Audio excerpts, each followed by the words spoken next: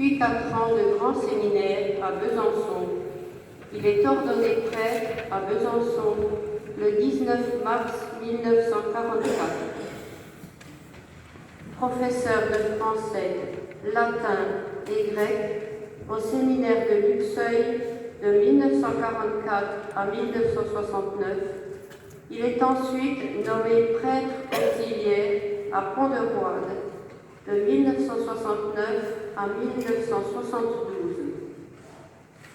Après le décès de notre ancien curé, l'abbé Joseph Noir, en janvier 1972, il est nommé curé de Dambelin à l'automne 1972, où il est resté pendant 40 ans.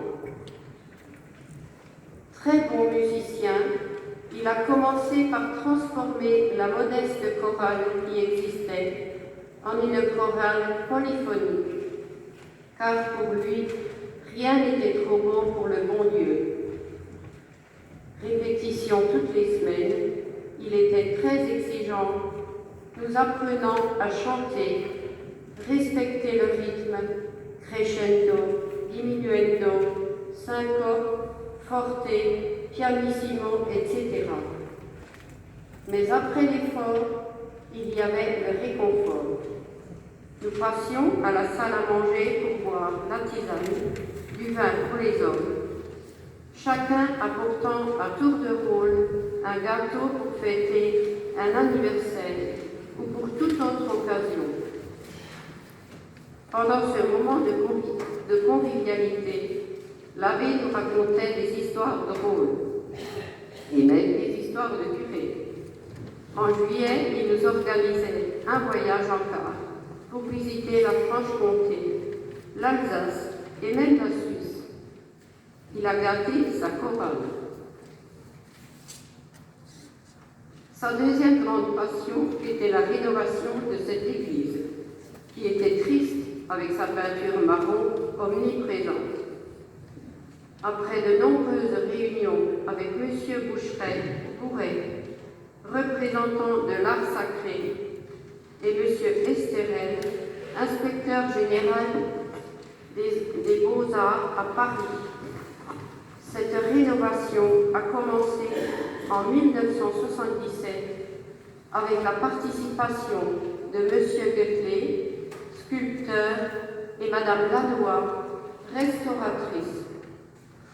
Ont aussi travaillé à cette restauration de nombreux artisans du village et des environs, avec l'aide financière de son aide au prêtre, Mademoiselle Ginette, et le soutien de ses paroissiens avec leur kermesse.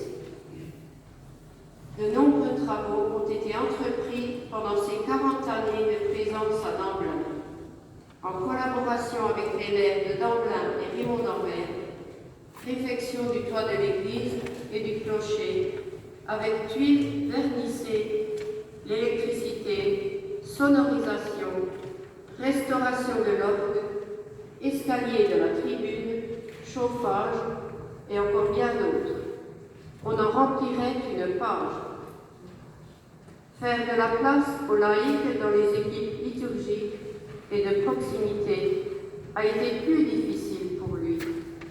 Mais petit à petit, nous avons pu avancer dans ce sens. Pendant de nombreuses années, il a fréquenté assidûment le club des anciens. Les parties de tarot tout l'après-midi, clôturées par café, gâteau, et là aussi de bonnes histoires à raconter, et un voyage ou un repas au restaurant pour clôturer la saison. L'abbé Bessot a quitté Damblin l'automne 2012 pour raison de santé. Beaucoup de paroissiens ont regretté cet éloignement à la maison du diocèse à Besançon, où ils ne pouvaient pas aller le voir régulièrement.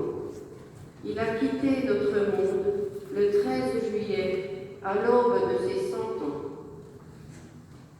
Je me fais l'interprète de tous les paroissiens en lui disant merci pour tout ce qu'il a fait pour notre proche.